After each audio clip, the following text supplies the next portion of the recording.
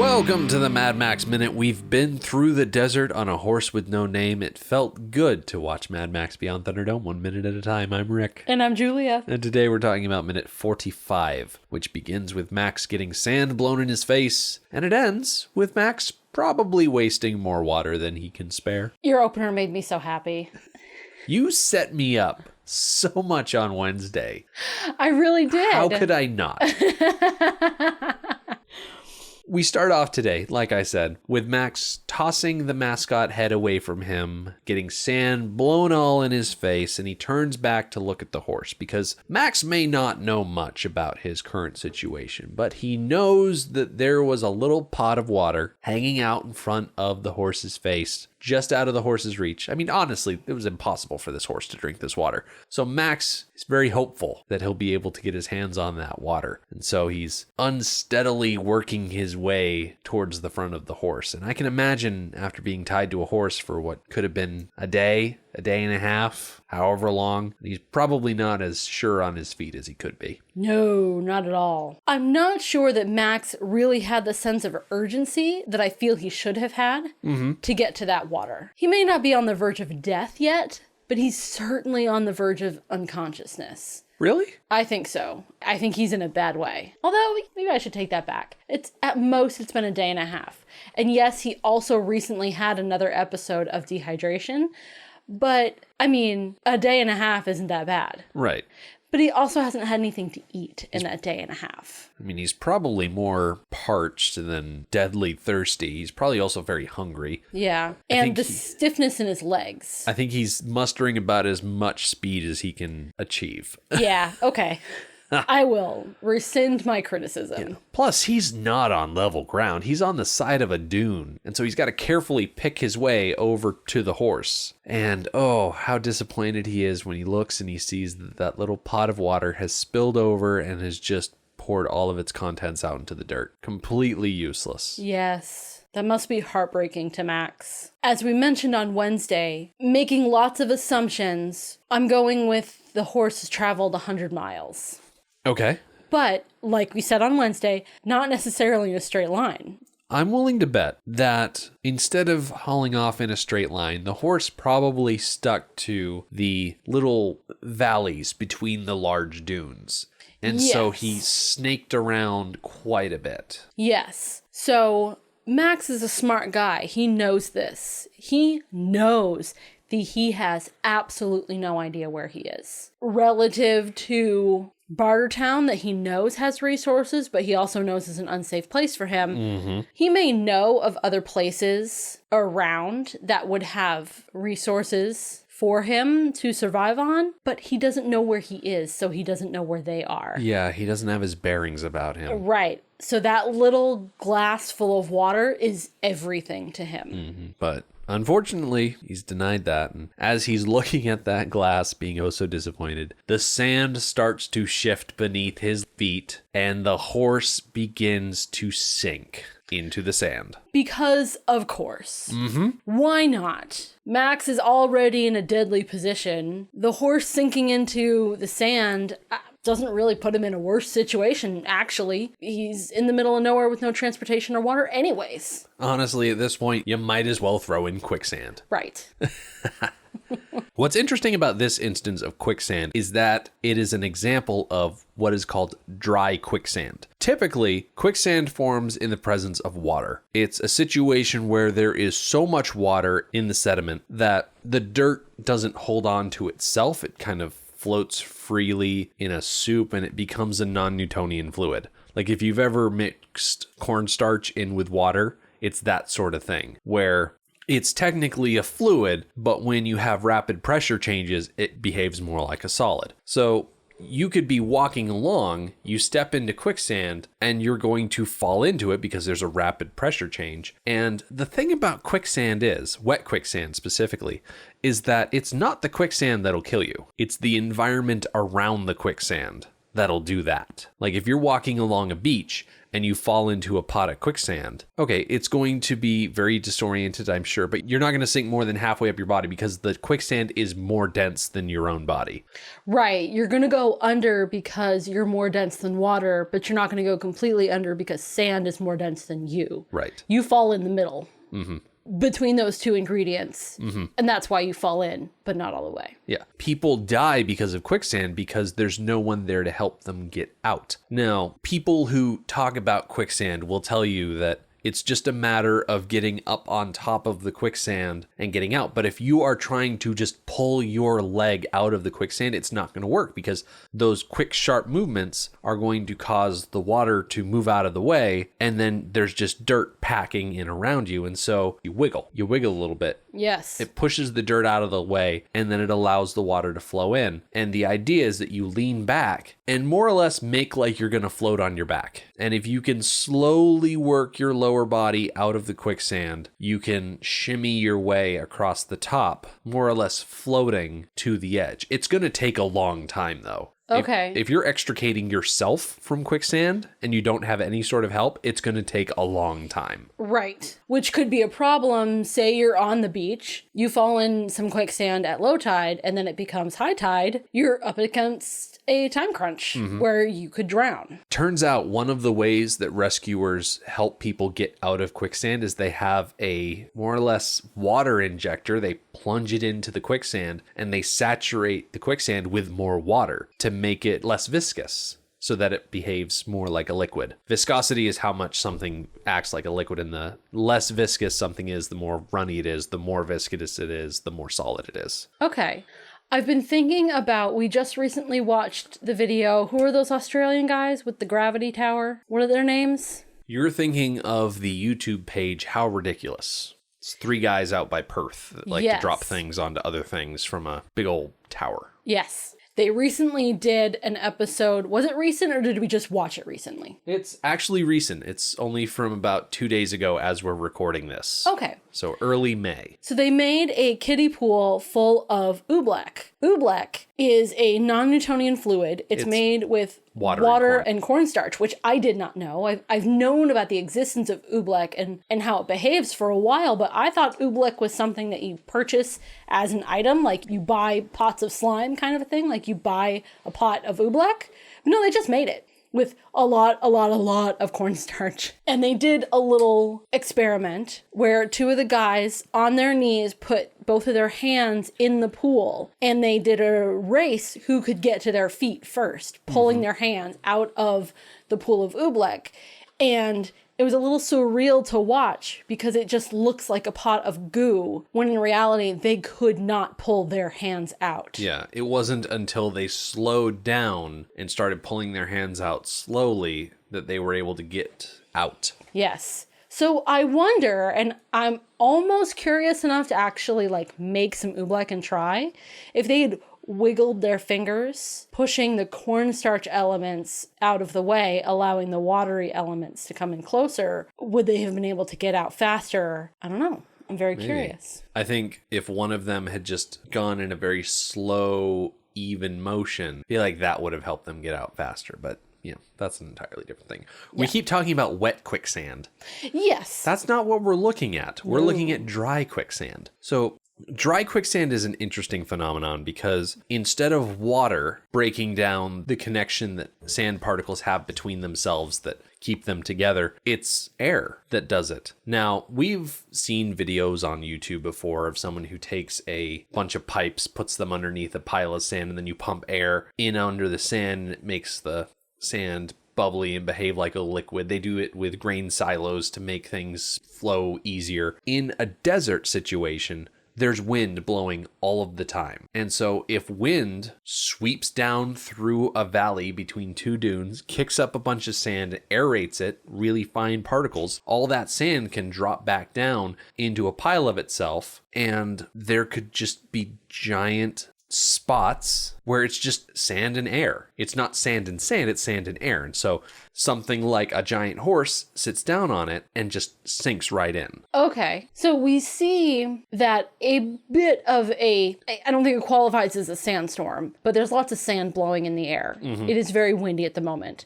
Is this phenomenon something that happens like immediately? Did the horse sink right now because the wind picked up and was kicking stuff around? Or is this something that accumulates over time? I'm willing to bet there was a more or less air pocket sitting underneath a layer of sand. It was almost like a sinkhole situation where the horse laid down and the ground was mostly solid because the sand particles were sort of locked together. But underneath those sand particles was probably an aerated section of sand. And then as the wind picked up, it blew the sand away from that top layer, eventually exposing the horse to a layer of sand that isn't quite as connected to each other. And then it started sinking. And as the horse is sinking down into the sand, you can see air blowing up past the horse. So that's how you can tell that this is a dry quicksand situation, because the horse is falling into the sand, much like a horse would fall into a pool of water. Yes. Because wild hearts can't be broken. No, they cannot. So this sudden instance of the horse sinking into the sand causes Max to freak out a little bit. He falls backwards and the horse just sinks lower, and Max is thrashing around, frantically trying to get untangled from the ropes that tie him to the horse. The horse is quickly sinking into the ground, and Max is just crawling on his hands and knees up the side of the dune to get away from this situation. He does not want to sink into the desert. No, I can imagine how frantic he was. I'm a little tiny bit surprised that Miller didn't do a thing where Max was actually starting to get pulled in before he was able to get himself untangled. Add a little bit of tension to the moment. Yeah. Not that it had plenty of tension. Yeah. It didn't need more added, but it just would have been a little extra thing. The problem with dry quicksand is that you're not going to stop sinking until you get past the aerated sand. One of the reasons you don't completely sink in wet quicksand is because wet quicksand is made up of a combination of water and dirt, and people are not as dense as water and dirt. Well, people are more dense than air and dirt. Yeah. Because more or less everything is more dense than air.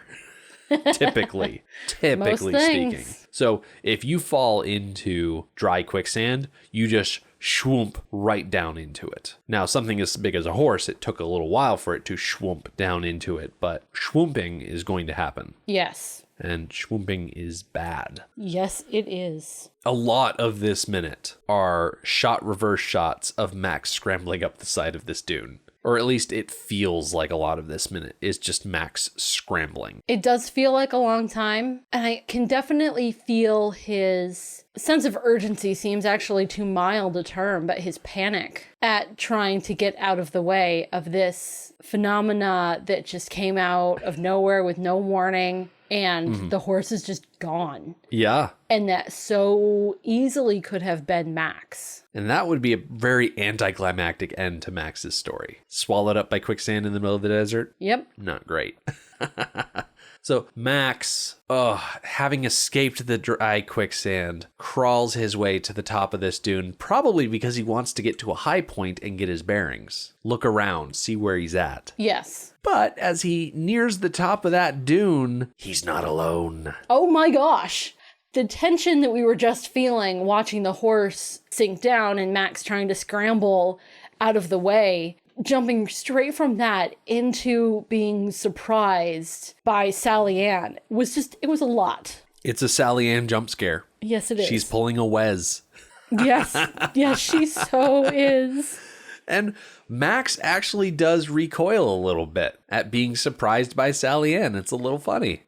It is. Like, you have to laugh it off after it happens. Because it is a thing that is really coming out of nowhere. There is no reason that Sally Ann should have been able to catch up to Max and this horse, even if the horse was going around in circles. Oh my gosh, no.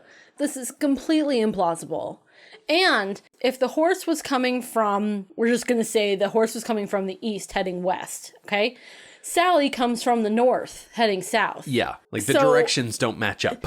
No, that actually supports the theory that the horse was going in circles or zigzag or cutting back the way it had come. That's the only way I think you can explain it. Yes. And maybe Sally knew a trick on how to find somebody in the desert who's wandering aimlessly. Maybe she knows a trick.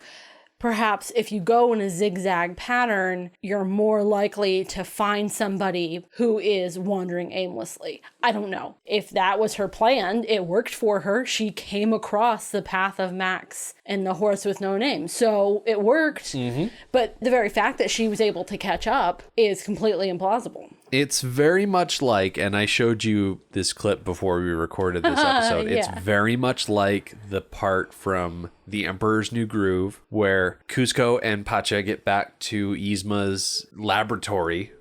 I'm pretty sure it's a laboratory, and they're looking for this potion to turn Kuzco back into a human, and out of nowhere, Yzma and Krunk show up. So Pacha and Kuzco are like, how are you even here? Like, we saw you fall off a cliff. And Yzma has no explanation for him. She turns back to Kronk, and Kronk actually pulls out a map. Says, yeah, by all means, we really shouldn't be here.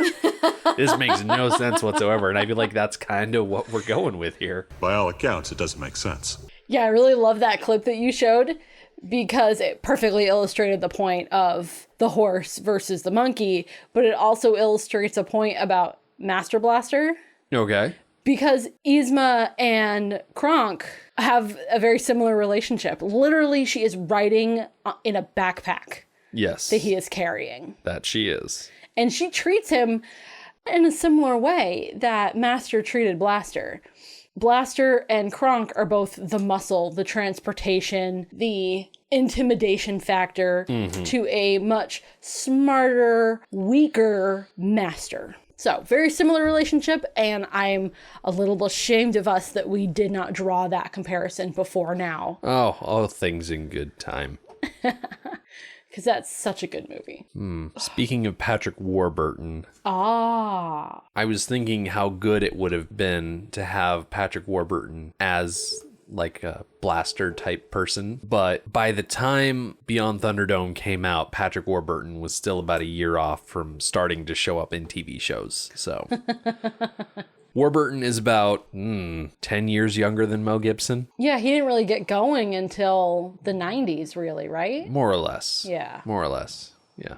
So this is the second time that Sally Ann has saved Max, with the first being her throwing all of the stuff off the back of the wagon. Mm-hmm. She's definitely the MVM, most valuable monkey, in this movie. Well, competition's not that stiff. Arguably, she could be named MVP, most valuable pet, Or most valuable primate would probably work too. of the entire series. You know, we loved Dog very, very much. Dog was amazing. Toby was Fine. fine. He Yep. never did anything to save anybody's life. I mean, he found Kundalini's hand, but This is true. that was about it. Dog probably had the most emotional connection with Max. And there were times where he definitely, above average dog intelligence, assisted Max. But Sally Ann just above and beyond on the going out of her way to save Max's life. I think she definitely wins the MVP. Oh, definitely. Definitely. And I don't think that there's really an animal companion in Fury Road, is there? I don't think so. Yeah, so Sally Ann is it. Mm-hmm. Okay. We'll take it. Yeah. So Sally Ann shows up around the 30-second mark. And the second half of this minute is just Max catching his breath, crawling over to Sally Ann, taking the flask, and then taking a drink. Taking a drink. Well, Not pouring the sure- water into his mouth. Yeah, I'm not sure that's the right word for it. He just spills it all over his face. Yeah, He should know better.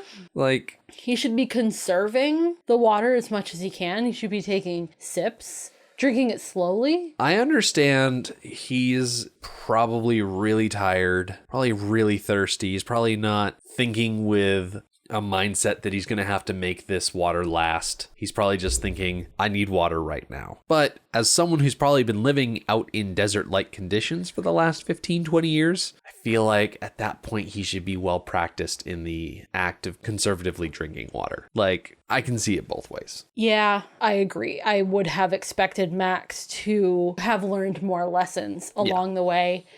Never mind the last 15 years that we don't know what he's been up to, but even since Road Warrior, we saw him behave in ways that showed he had experience with being out in the wilderness and fending for himself, conserving his resources, things like that. Yeah. And I would have expected that continuing on over the next 15 years, he would have learned to control himself and his emotions and his natural reactions in emergency situations where he wouldn't go overboard like he's doing now. Yeah. Which is a reaction you and I would probably have. We're super duper thirsty.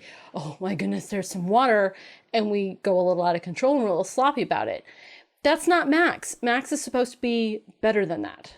Yeah, but how many times do you think Max was tied up, put on a horse, and then sent out into the desert? This is probably a new experience for him. I don't know. I mean, maybe not this exact experience, but in a country that is a good portion desert or wasteland, I imagine he spent quite a bit of time in environments similar to this. Possibly. He seems to prefer it. He knows where civilization is. He knows where trees and fresh water and more lush environments are. He's lived in this country his whole life. He knows where he could go, but he chooses to be out in the wasteland. Mm-hmm. That kind of wraps up for this week, though.